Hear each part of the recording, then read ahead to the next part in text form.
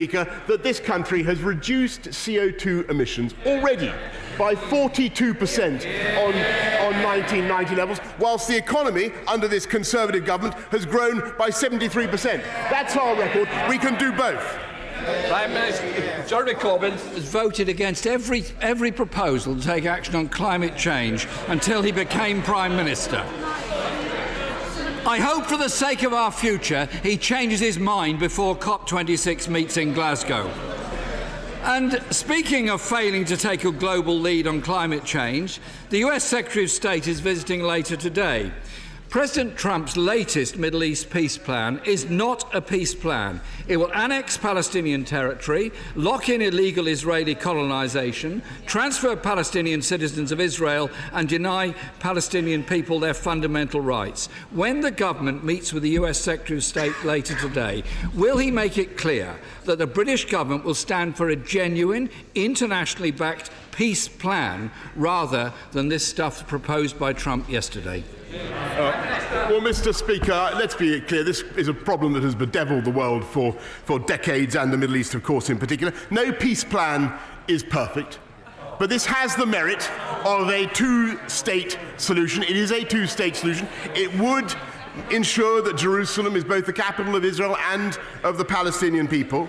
And I urge him, rather than being so characteristically negative, to reach out to his friend, my friends, our friends in the Palestinian Authority, to Mahmoud Abbas, for whom I have the highest respect, and urge him for once to engage with this initiative, to get talking rather than to leave a political vacuum. Jeremy Corbyn. I have the greatest respect for President Abbas and those in the Palestinian Authority. I've met them many times. And as the Prime... Mr. Speaker, this is actually a very serious issue, and I think the Prime Minister should acknowledge that President Trump's plan will not bring any move towards peace, has no support from any Palestinian anywhere in the world, and maybe this would be a good opportunity for the British government to say frankly and candidly to the US, on this you are wrong. There needs to be a two-state solution with international support.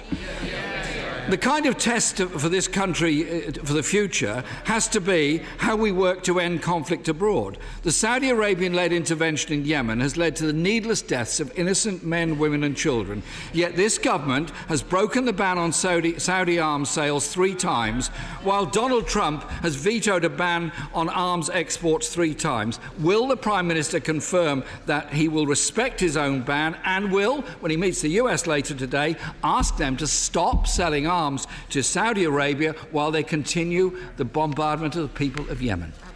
Prime Minister. Well, as he knows, the Saudi-led operation in Yemen is supported by the UN, a UN mandate to restore the government of Yemen, and it is absolutely vital. He's completely correct that the crisis in Yemen continues, and it's a tragedy for the people of Yemen. But I think what he should rather be doing is supporting the activity of the British UN negotiator, Martin Griffiths, who is doing a fantastic job in trying to bring the sides together and to get a peaceful solution led by Yemenis. Jeremy Corbyn. Of course they're trying to bring about a peace process, but it's not helped when one country supplies arms to Saudi Arabia, which has led to the deaths of 100,000 people in Yemen last year alone. According to Human Rights Watch, Saudi authorities have stepped up their arbitrary arrests, trials and convictions and killing of peaceful dissidents and activists, including a large-scale crackdown against the women's rights movement. When the Prime Minister heads to Riyadh later this year for the G20, would he make it clear that any future trade arrangement with Saudi Arabia will be dependent on an improvement of their human rights laws and their human rights record, particularly in respect of women in that country? Well, Mr. Speaker, it won't have escaped the House's attention. The right honourable gentleman is a supporter and defender of the Iranian regime in Tehran, who have grossly exacerbated the tensions in Yemen by sending missiles to attack the civilian population of Saudi Arabia. And of course we raise human rights in Saudi Arabia. My right honourable Foreign Secretary raised the rights of women in Saudi Arabia only the other day. We will continue to do that, and we will do that ever more more vigorously, ever more energetically, as we pursue our policy of a global Britain doing free trade deals around the world, which will give us the leverage to make exactly these points. Jeremy Corbyn. Mr. Speaker, I condemn human rights abuses in every country in the world, including Iran, Russia and anywhere else where they are committed. My question was, what is being done to ensure our future trade deals are dependent on good human rights in the countries that we deal with? 9 women are in Saudi prisons at the present time, merely for standing up for equal rights for women. 4 of them have received electric shock treatment during interrogation. Is that the kind of human rights we tolerate? I sincerely hope not. Britain, Mr. Speaker, is at a crossroads. We're leaving the EU and Britain's place in the world is going to change. The question is what direction it takes. The signs are that this government is prepared to sacrifice our country's interests and values for short-term political advantage and a sell-out trade deal with Donald Trump. As Foreign Secretary, he embarrassed this country, and as Prime Minister, he shows every sign of being prepared to sell it off. When will the Prime Minister accept the only chance of a truly internationalist Britain is to work with our global partners to tackle the climate catastrophe, expand trade, fight human rights abuses and promote peace? Thank God he's going. Mr. Speaker, the difference between this government and the way it treats international affairs and the Labour Party under the present leadership can be summarised as follows. This, in the Right Honourable Gentleman, is a leader of the Labour Party who has consistently stood up not just for Tehran, but for Vladimir Putin when he poisoned innocent people on the streets of this country. He has said he would scrap the armed services of the United Kingdom, he'd end our nuclear deterrent, and he'd abolish NATO, which has been the bulwark of our security for the last 70 years. Mr. Speaker, this is a government that is leading the world in tackling abuses, in sticking up for human rights, in championing the struggle against climate change, and in leading the fight that every single girl in the world should have access to 12 years of quality education. That is what global Britain under this government is delivering. He would isolate this country. He would deprive us of our most crucial allies. We are going to take this country forward, outwards, into the world. And, Mr. Speaker, in case I forgot to mention it before, we are going to deliver on our promises and take us out of the European Union, despite everything that he and all the parties opposite tried to do this Friday. Thank you, Mr. Speaker. This Conservative government has an incredible opportunity with our Prime Minister's vision to deliver change by driving forward the levelling up of parts of the country which have lagged behind London.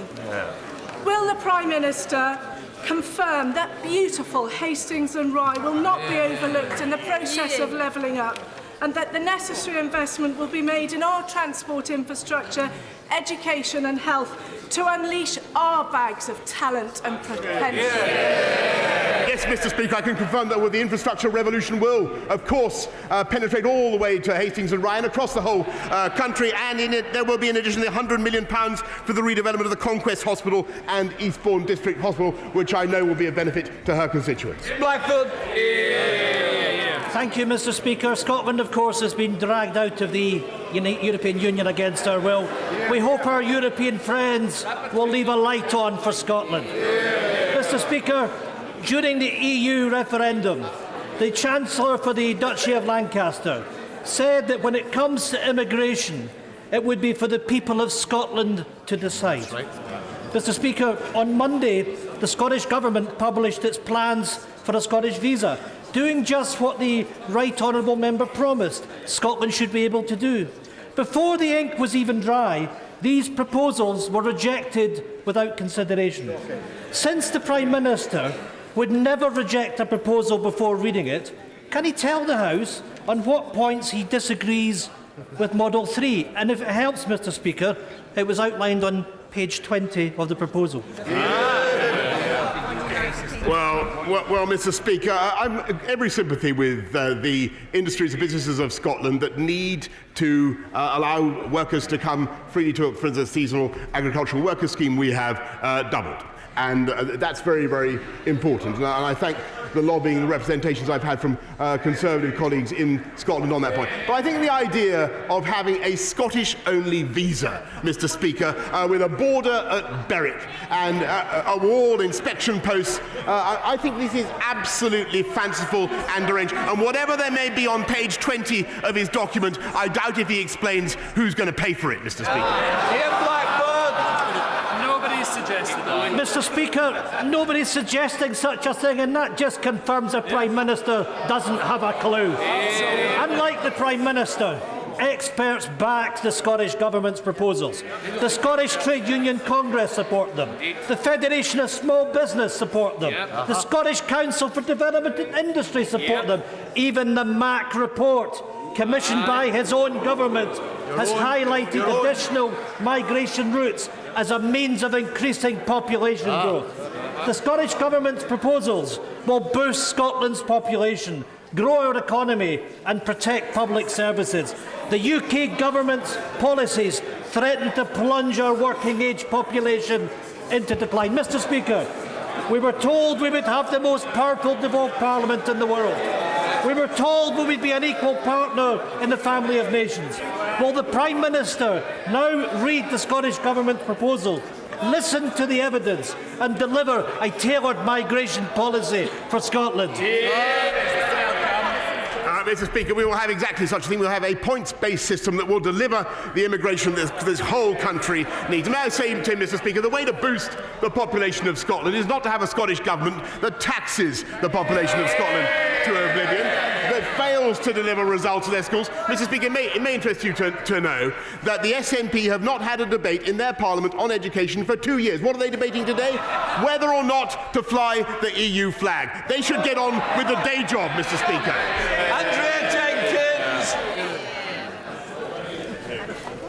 Andrew Jenkins. Thank you, Mr. Speaker. Prime Minister, up in Yorkshire, in your Conservative Brexit heartlands, we are celebrating us leaving the EU on Friday with a big Brexit bash. I wish to congratulate the Prime Minister on achieving us leaving the EU when so many deemed it impossible. Now, does he agree with me that this is an opportunity for a new chapter in our great country, when we will finally control our laws, our borders and our money, and become a truly global trading nation? Mr. Speaker, I do join her in her celebrations. I'm sorry I can't be there personally, but I wish everybody in Morley and out with a very enjoyable big Brexit bash. Sorry, champions. Thank you very much, Mr. Speaker. Sexual exploitation doesn't end when you turn 18. Indeed, it is the main driver of modern slavery and trafficking of women in this country.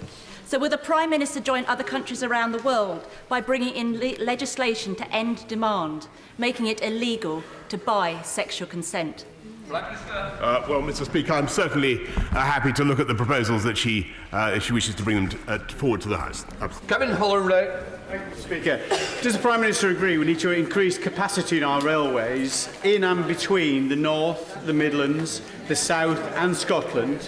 And unless we want decades of disruption, the only way to do this is through the Midlands Engine Rail, Northern Powerhouse Rail and HS2.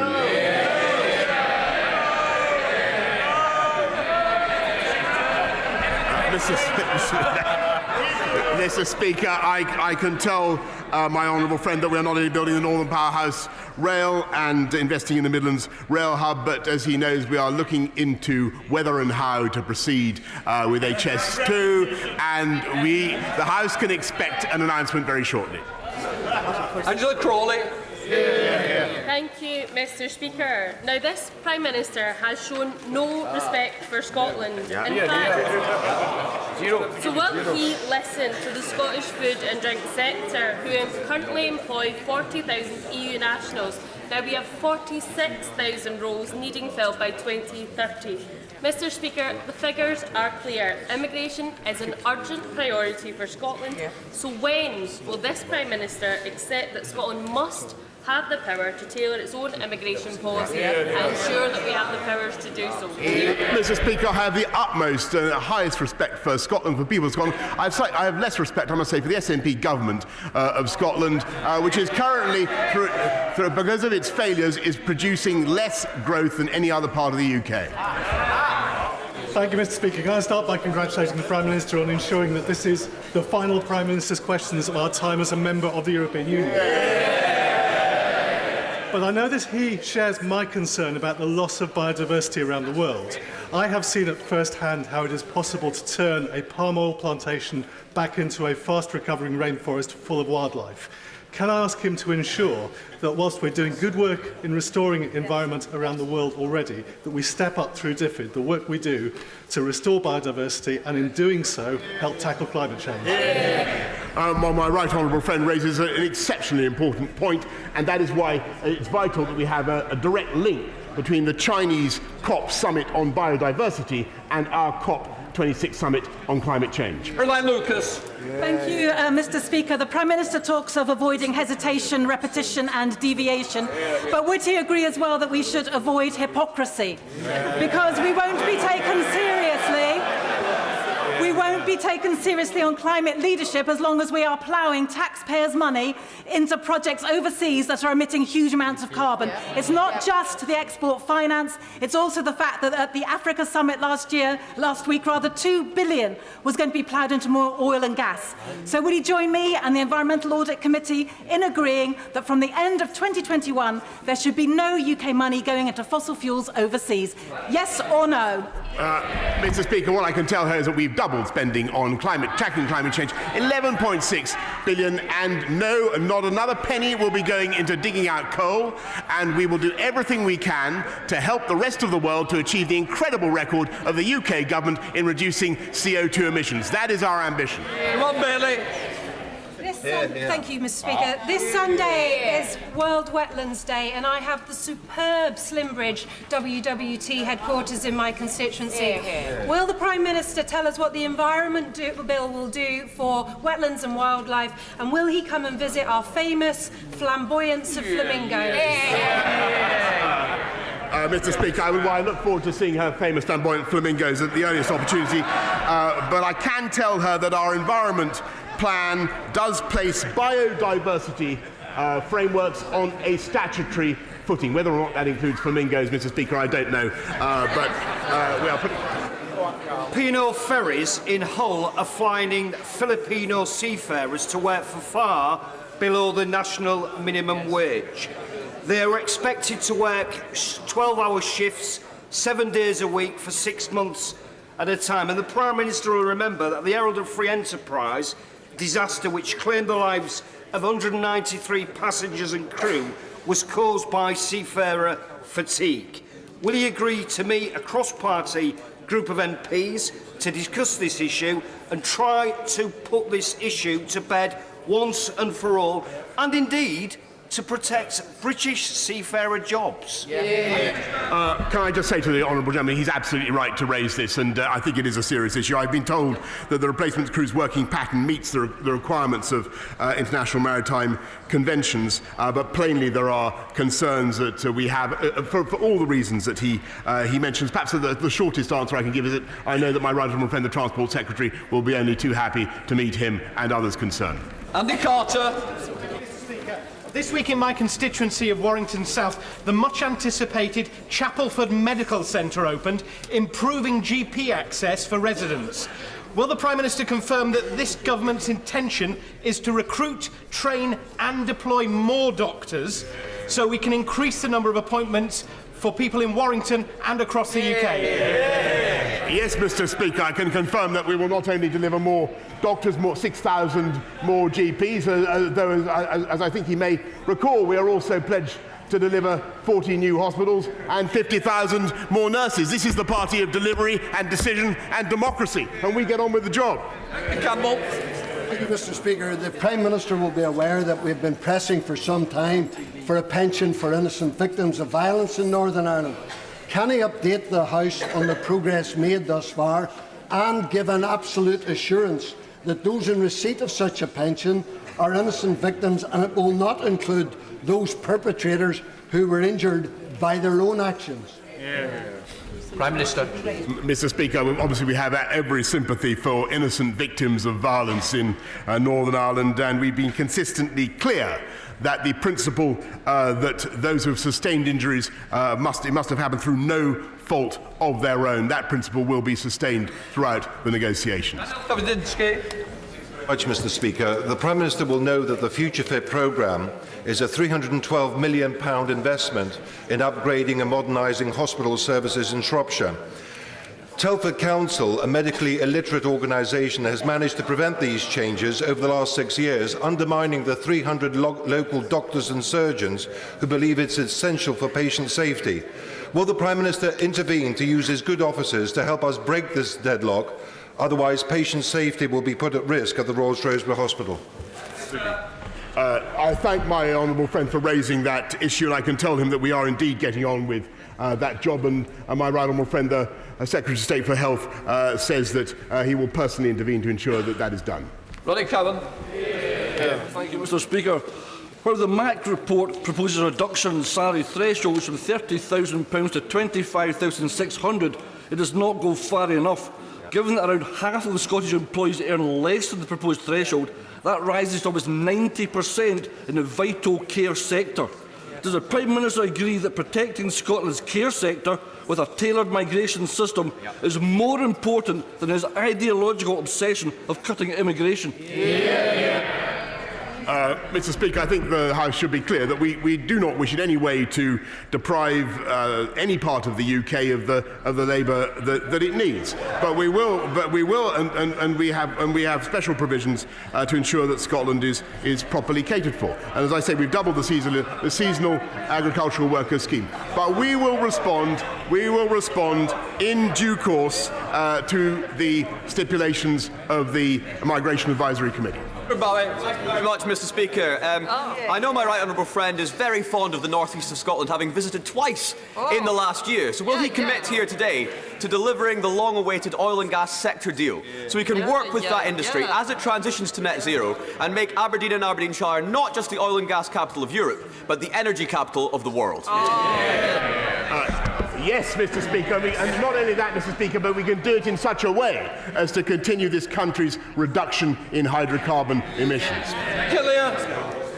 Mr. Speaker, the shortage of GPs has reached crisis point, and in his answer to the honourable gentleman, the Prime Minister did nothing to allay the fears and concerns of patients who are waiting weeks to see a GP now. People in training is all very well, but what's he going to do now to make sure patients can access GPs?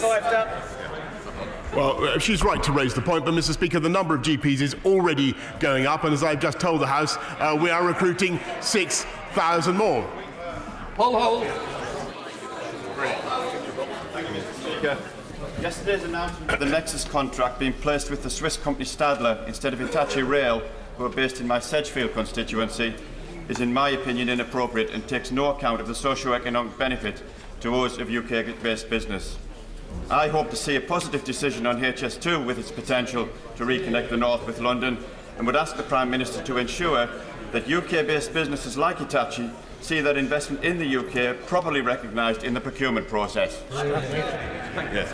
Well, Mr. Speaker, my honourable friend has personally raised the issue with me before, and I'm sure that his constituents will congratulate him on sticking up for their interests in the way that he does, and I can tell him that there will be a decision on HS2 very shortly if he can just contain his impatience a little bit longer. Johnson. Mr. Speaker, yesterday the EU published the Erasmus Plus programme annual report.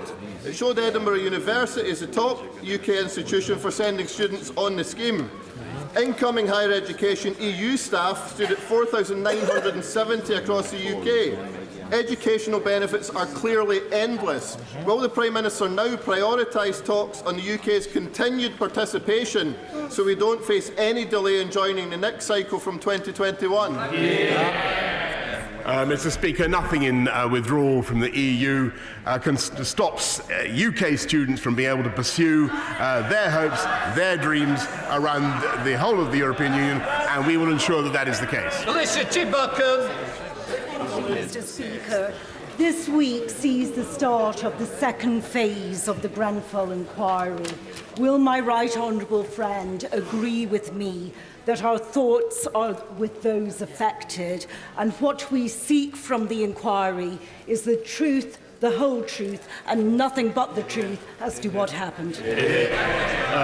Yes, Mr. Speaker, I think most people would agree that Sir Martin Morbick was pretty unflinching in the first section of his report, and I have no doubt that he will be equally unsparing in the next. Mike Ainsbury.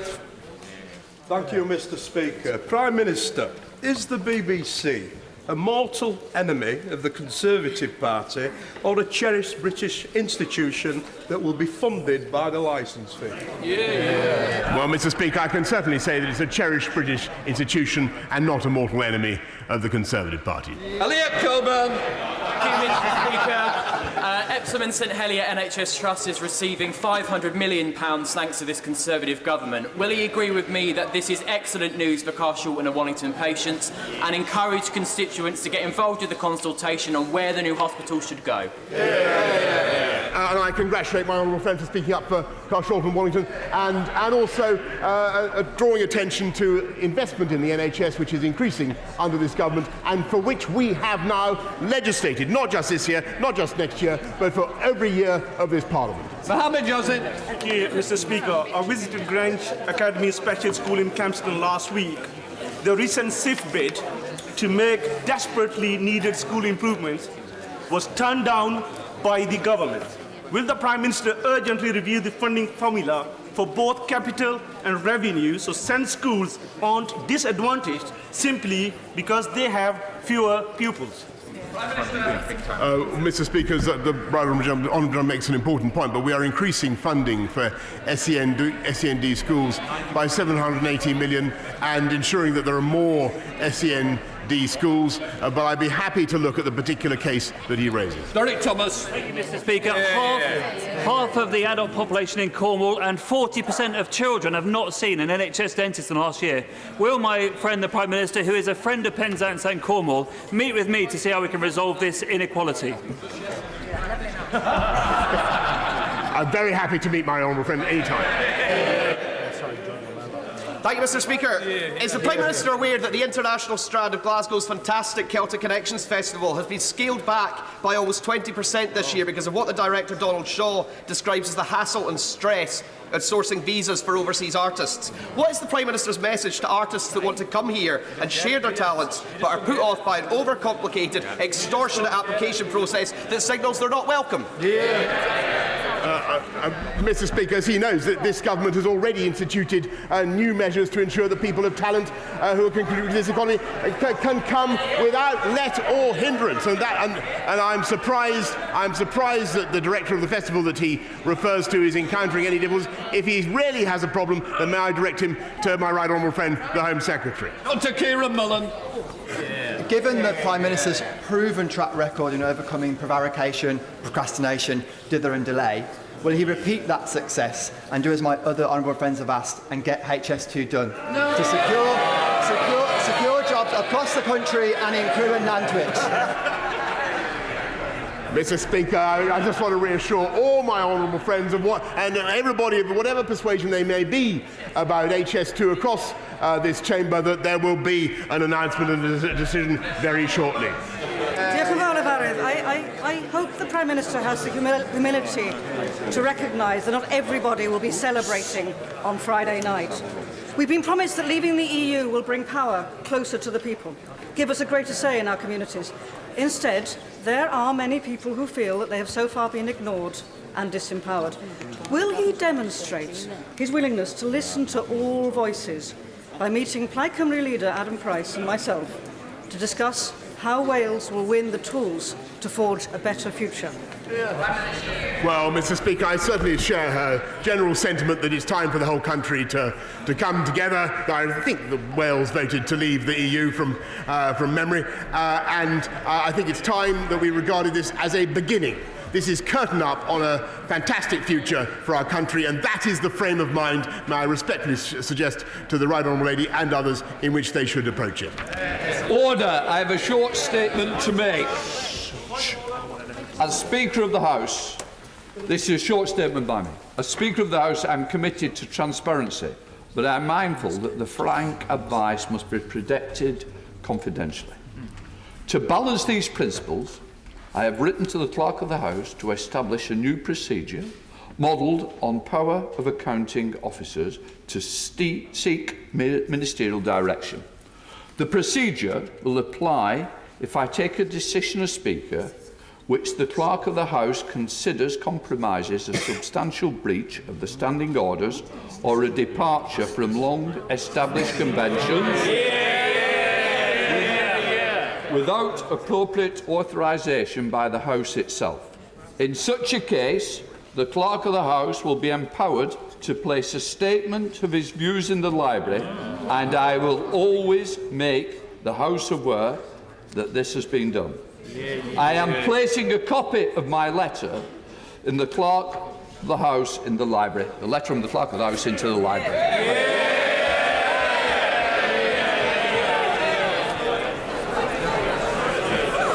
Just give me, I want to.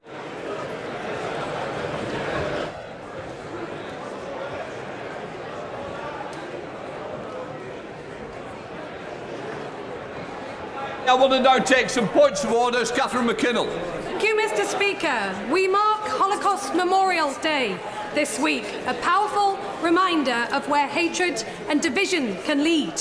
Yet, despite all the warnings, anti-Semitism is on the rise. As co-chairs of the All-Party Group on Anti-Semitism, we've worked hard to ensure that all MPs in this House sign up to the IRA definition of anti-Semitism, and 640 members have.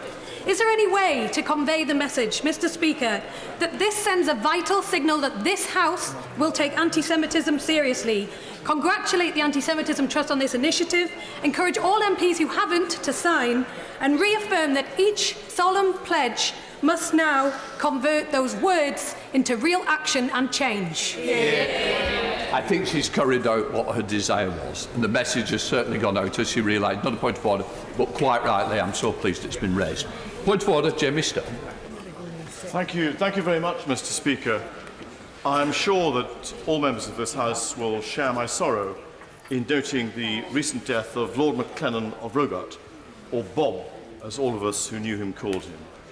In due course, others, I'm sure, will refer to his career, his role in forming the SDP, and indeed in forming my own party. But, Mr. Speaker, representing his constituency today, I want to put on record his fantastic 35 years of service to his constituents, regardless of their politics, regardless of their rank. And for that reason, Mr. Speaker, he was very, very dearly loved to the length and breadth of his vast constituency. I'm sure all members will join me in sending our condolences to his widow Helen and his family. Absolutely. Quite rightly, you have raised a very important matter, the death of the former member who had great confidence of all sides of the House. Right, I now want to come to the first Opposition Day motion on policing and crime. I inform the House that I have selected the amendment in the name of the Prime Minister. I now call the Right Honourable Diane Abbott to move the motion. Thank you, Mr. Speaker. There is no more emotive issue than crime and punishment. And we have asked for this debate today because these issues matter so much to all of our constituents, and because every government has as its first duty to defend the safety and security of its citizens. Of course, it doesn't mean there'll be no crime. What it means is that every government should make its best endeavours to ensure that safety and security. And that doesn't mean dog whistle rhetoric on law and order. It means genuinely making people safer. Ministers like to trumpet their enthusiasm for stop and search. On this side of the House, we support evidence-based stop and search, but random stop and search can poison police community relations rather than necessarily making anybody safer. But instead of fulfilling its duty, the government has tried to ensure safety and security on the cheap. We on this side of the House have repeatedly warned that cuts have consequences. We were extremely grateful on that point. Will she agree with me that the public value safer neighbourhood policing almost above everything else? They like to see the police out and about and building good community relations. Does she share my regret that a 5-ward cluster in my constituency, which had 30 police on duty a few years back, recently had as few as 7, and no wonder the public no longer feel that the police are present on our streets? I would like to thank honourable friend for her intervention. I'm familiar with her part of London, and I do share her regret that the amount of visible policing on the ground has lessened because of government cuts.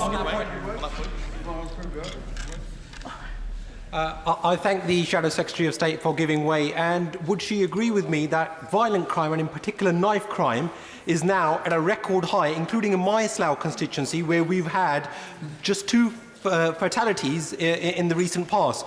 Would she not agree with me that this is as a direct result of the huge cuts, including more than £1 billion to our youth centres and more than £1 billion to our police force? And it's about time that the government stops its austerity that is decimating our communities. I do agree with my honourable friend. The figures for so many categories of crime, including knife crime, I have to make some progress, show how right we were to warn of the consequences of austerity in relation to law and order and policing. I have to make some progress. Furthermore, the government decided in the last election that its policing pledge was crucial.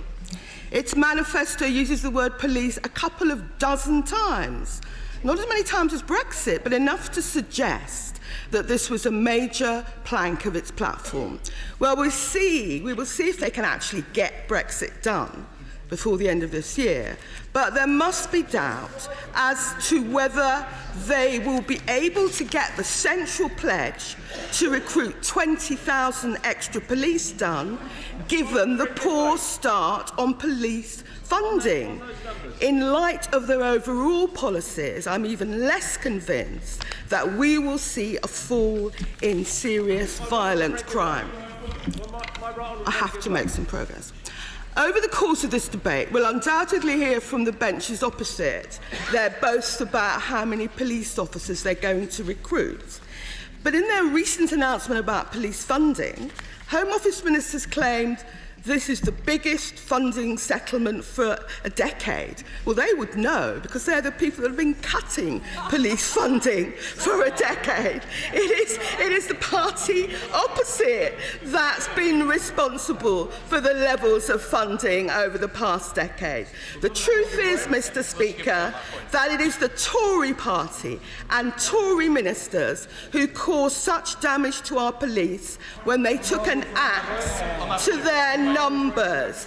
It is widely known that they cut more than 20,000 police officers. So to be boasting that you're putting the numbers up now when you cut them in the first place will not sit well with our constituents.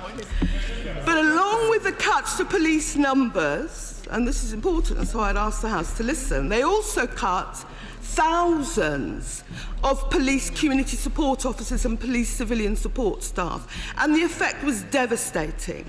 Fewer police community support officers is such a terrible thing because communities rely on the PCSOs to maintain community links and to help with low-level policing, and fewer support staff. I thank my honourable friend for giving way. And would she agree that there's a stark contrast here with the policy of the Welsh Labour government in the Senedd, who have actually kept and funded PCSOs in Wales, which made a huge difference in my community, despite the cuts we've seen, and our Welsh Labour police commissioners in Gwent and South Wales, who have made such a difference on an evidence-based policing policy? My honourable friend, I'd like to thank him for reminding me of the progress that the Labour government in Wales has made on this issue. And fewer support staff means police are actually doing more of their own clerical and admin work. And this isn't pen pushing, but vital work, for instance, in preparing a case for court. And I'm not aware of any plans by this government to restore either the numbers of PCSOs or admin staff. But I'm very happy to give way to the Minister if he wishes to tell me about that. Police officers will still be burdened with non-police and non-crime fighting work. And this government has created a huge shortfall in funding for the police pension fund. The police deserve decent pensions, all public sector workers do, who've seen their pensions frozen under this government. But the police, I have to make some progress, but the government needs to provide funding for police recruitment and police pensions. Otherwise, the funds for one will come out of the other. I would remind the benches opposite what they actually inherited in 2010. It was police officer strength at a record high.